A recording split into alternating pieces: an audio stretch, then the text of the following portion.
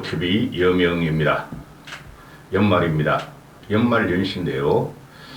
2022년은 많은 회한과 정치적인 분탕질이 있었고, 2024년은 우리는 기댈 것 없는 정치를 또 만나게 될 것입니다. 고고TV 1년 방송이 참 굴곡이 많았는데요. 한국 정치를 보면은 한국 정치는 끝났는데 망했어요.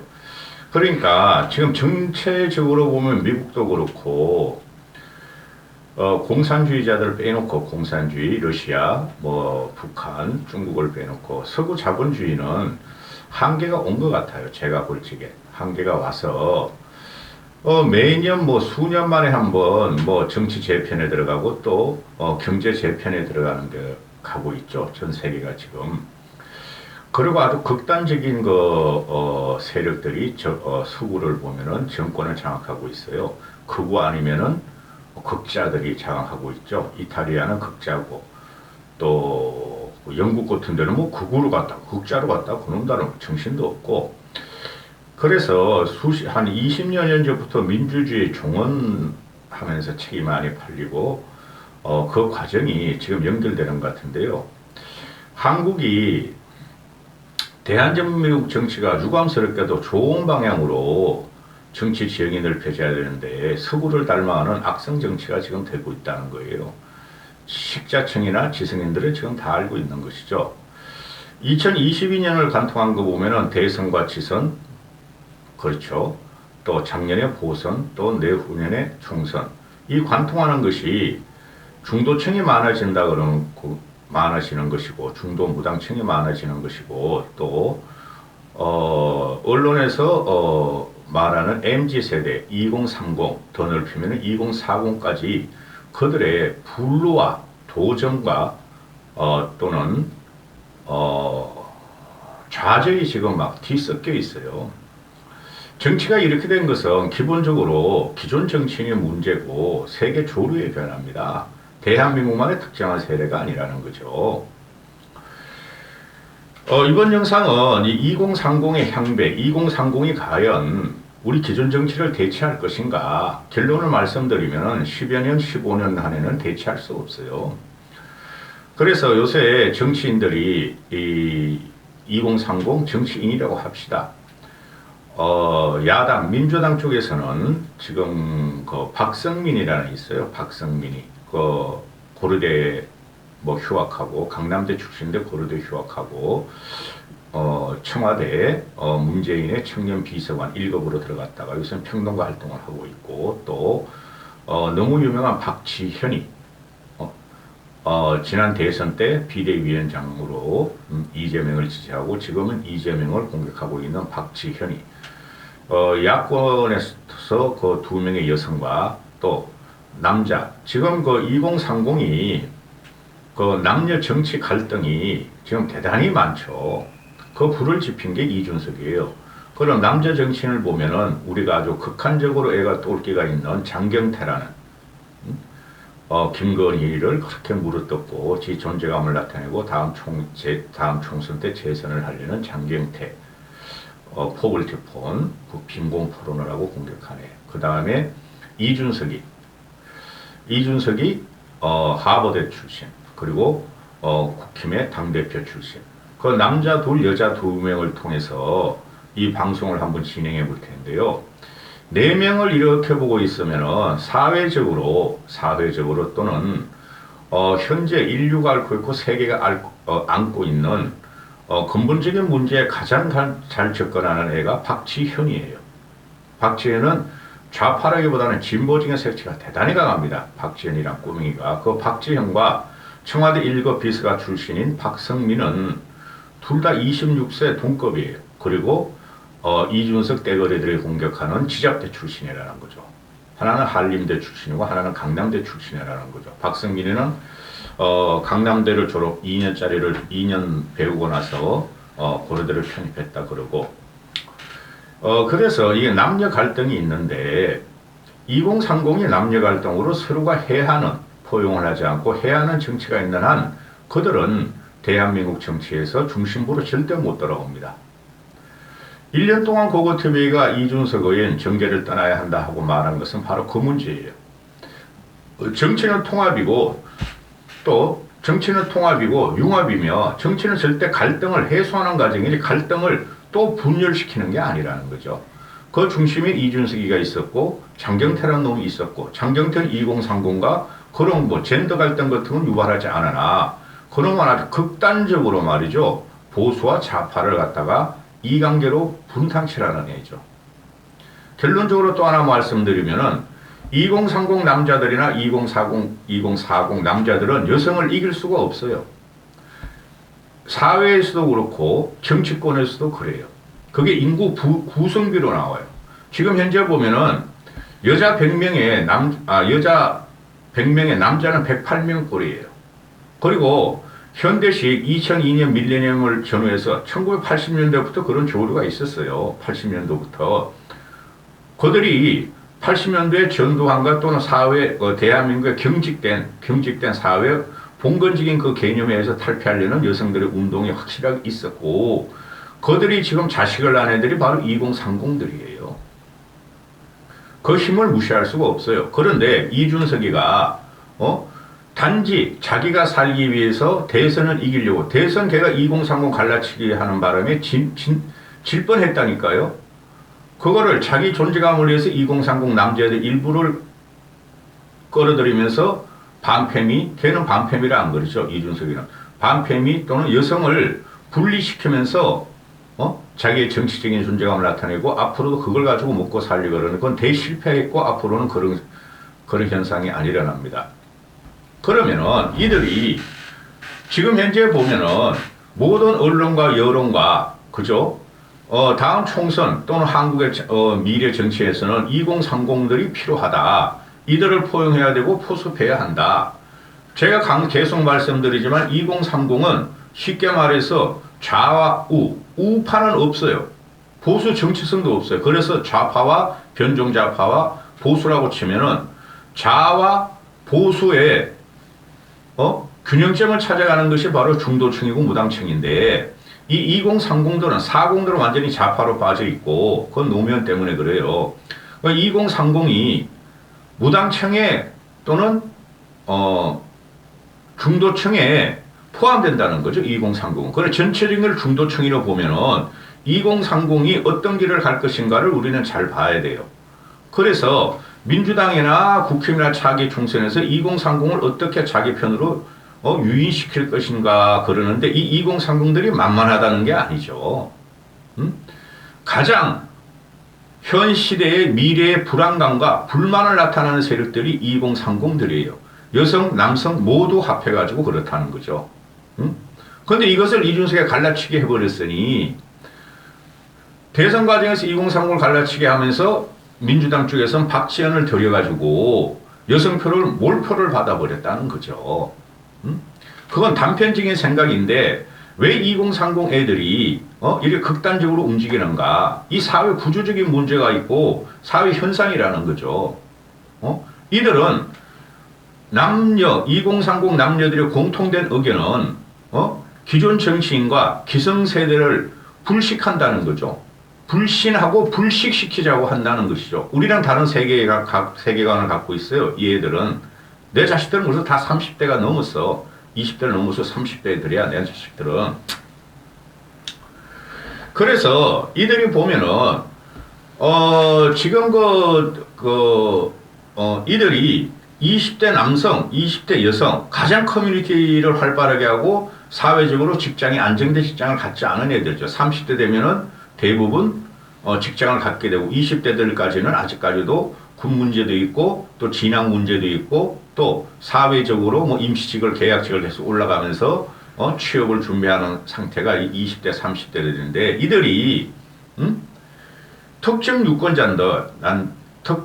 유권자들인데 그 언론이나 정당이나 또는 평론가들이 2030 그러는데 이들이 어느 순간에 자기들한테 도움을 주는 세력으로 서용을 한다는 거예요. 고거TV가 볼 적에 내년 총선도 그렇고 차기 정치도 그렇고. 근데 이들이 내후년 총선에 얼마나 진입할지 모르겠어요. 저는 볼 적에 또 얼굴마담으로 진입할 수는 없다. 이준석 같은 경우는 지금 엄청나게 국힘과 전체 보수를 해코지하고 또 좌파들을 해코지하면서 그들은 정치적인 존재감이 사라질 것이나 지금 가만히 보고 있으면 민주당이 2030 그 평론가로 나오고 기존 민주당을 공격하고 비판하는 애들이 오히려 더 우월성을 갖고 있어요. 이 2030 남자 중심으로 지금 갖고 있는 보수 국힘보다는 제가 볼 적에는. 근데 이들이 확장 정치가 안 돼요. 확장 정치가. 확장성이 없어요, 얘네들이. 왜냐하면은 이들이 적으로 삼는 건 기존 세대, 기존 정치예요. 정치라는 거는 미래 세대나 현재 세대나 또 기득권이나 또 따라오는 세력을 다 통합하고 확장을 해야 하고 포용을 해야 되는데 이들은 대단히 2030, 40까지가 50, 60, 70을 부정하고 있어요. 확장성이 없기 때문에 이들은 당분간 대한민국 정치의 중심이 될 수가 없어요. 그리고 이들이 응집성이 없어요. 쉽게 말해가지고 2030 남자애들이 주로 보수화 경향이 있다. 그 보수화 경향도 일본어 맞으나 다 틀려요. 이들은 보수냐 진보냐를 따지게 되면 자기 이익을 찾아서 자기 미래가 불안하고 현재 삶이 불만스러워서 기성세대를 공격하는 경우에요. 정치에 관심 있는 2030들은 응집성이 없어요. 쉽게 말해가지고 이준석 같은 경우는 남자애들 끌고 다니면서 커뮤니티 활동을 하면서 지지를 받으려고 그러는 거고 민주당 애들은 남자도 좋고 여자도 좋으나 이들도 자기들 세대 2030 애들도 다 포용을 못하고 지들끼리 그냥 불만과 부족함을 갖다가 토론을 하면서 갈기갈기 갈라지고 있어요. 그래서 2030의 응집력이 없어요.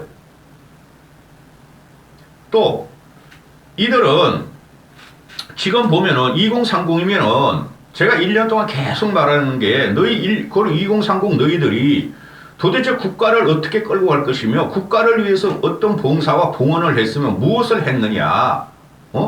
그 케네디의 유명한 말이잖아요. 국가가 너희에게 뭐를 해줄 거는가를 바라지 말고 너희가 국가를 위해서 뭐를 할 건가를 바라보라는 건데 그런 명제가 개념이 없는 애들이에요. 2030은.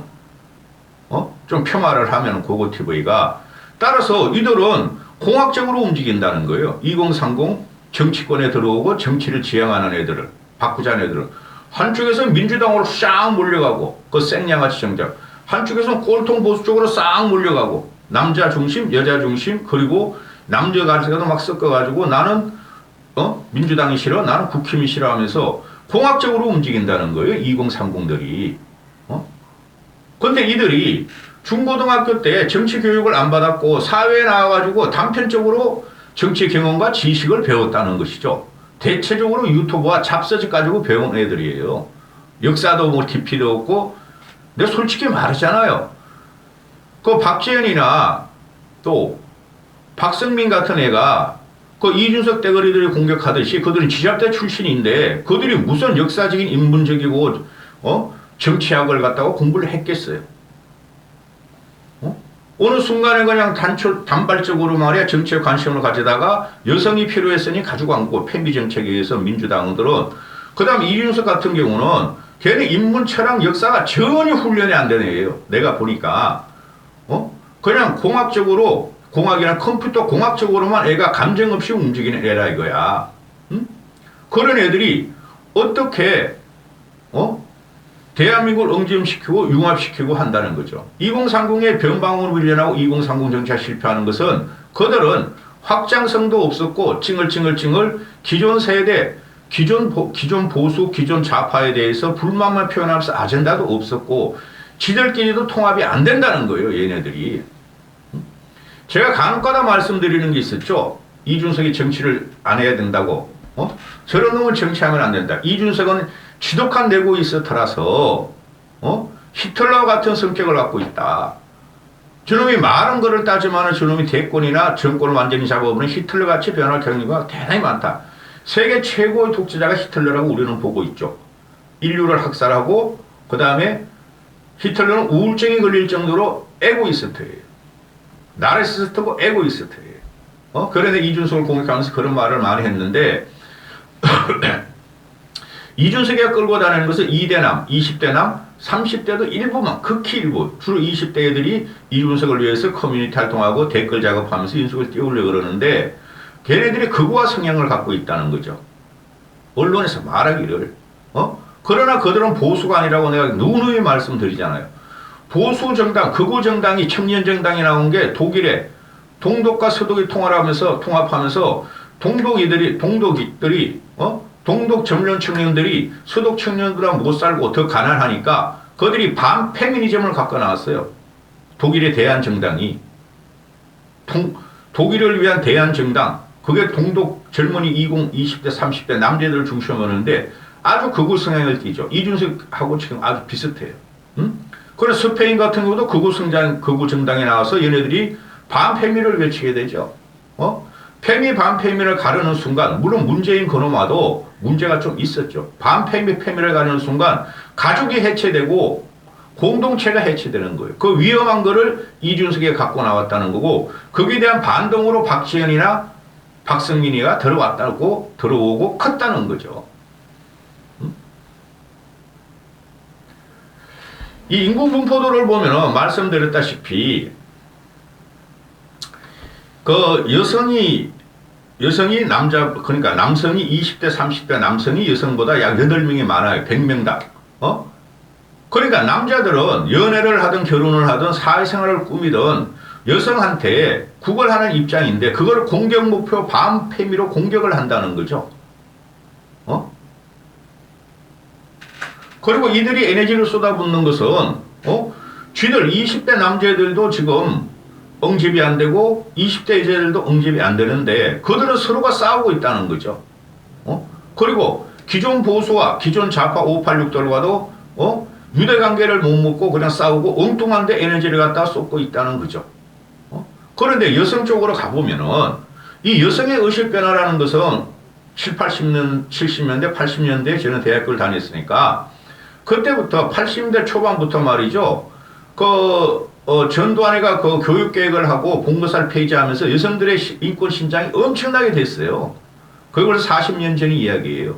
말씀드렸다시피 그들이 난 자식이 2030 남자 여자들인데 그들은 지금 현재 어머니들은 여성 남자를 가리지 않고 그죠? 오히려 여성한테 효도를 받고 여성 중심적으로 지금 가는 사회가 벌써 40년 전부터 일어났는데 이걸 탁 물어가지고 2030 남자들 끌고 다니는 놈이 바로 이준석이었고 여성을 공격하는 게 장경태란 놈이니까 이놈 둘의 정치는 앞으로 있을 수가 없어요. 전체적인 사회 현상을 보면. 그리고 여성들은 벌써 40년 전부터 유리천장을 깨야 된다. 여성들은 40년 전부터 젠더의식이 강한데 그리고 여성들은 신체적으로 사회 구조적으로 피해의식이 있고 폭력을 당하는 대상이에요. 대부분이 남자애들도 간혹가다 폭력을 당할지 모르지만은 뚱뚱한 여자가 가져가는 남자애들한테 그렇지만은 이들이 보면은 쭉 보고 있으면은 여성이 남성들한테 폭력을 당한다. 그 의식이 대단히 강해지고 그것이 확장을 하고 있어요. 지금 40, 50, 20, 30 여성들이 대부분 그렇단 말이에요. 그러니까 남자가 늙어가지고 30기가 되면은 과거 하던 행동으로 마누라한테 말해 밥 줘 하고 막 막말하고 욕하고 두드려 패면은 다 감옥 가는 거 아니에요. 이 전부 다 문제는 뭐냐 하면은 그 부모 자산이 많거나 또는 중산층 이상 여유로운 가정에서 태어나는 청년들이라도 이들은 남녀 불문을 제외하고 세금이 부정적이고 연금이 부정적이고 그렇죠? 자기들 걸 빼앗아 가는 걸 싫어해요. 근데 오히려 가난하고 힘든 자들 진짜 최저임금을 받고 맨 밑바닥 생활하는 청년들은 이런 생각이 없지만은 지금 사회를 주도하려고 그러고 정치에 들어오는 애들이 대부분들이 586에 의해서 키워진 애들 아니에요. 586이 우리나라 조선 그러니까 당군 일이 최고로 취직도 잘 되고 부를 형성한 세상이다 보니까 그런 애들이 들어와 가지고 불만만 내세우고 불만족만 내세우고 경제적 위기가 미래 경제를 갖다가 자기를 박탈한다는 이 의식이 있다고요. 그래서 페미니즘 이 반페미니즘을 올라가 보면은 여성들이 페미니즘을 외치는 이유는 소득이 높을수록 그리고 많이 배울수록 그 성향이 강해요. 이걸 갖다가 공격한 놈이 바로 이준석과 장경태라는 놈이라는 것이죠. 그래서 안 된다는 거예요, 얘네들은. 응? 따라서 지금 그 박지현이 같은 경우를 봐도 얘가 지금 N번방 샀고 불꽃단으로 들어온 애인데 사회적 인식이 있었죠. 얘 같은 경우는 젊은 정치인들이, 젊은 여성들이, 젊은 남성이나 나이 먹은 남성들한테 폭력을 당하고 강간을 당하고 해코지를 당하고 스토킹을 당하고 이런 문제가 사회적인 범죄와 사회적인 안전 문제가 여성들한테 꽉 자리 잡혀 있어요.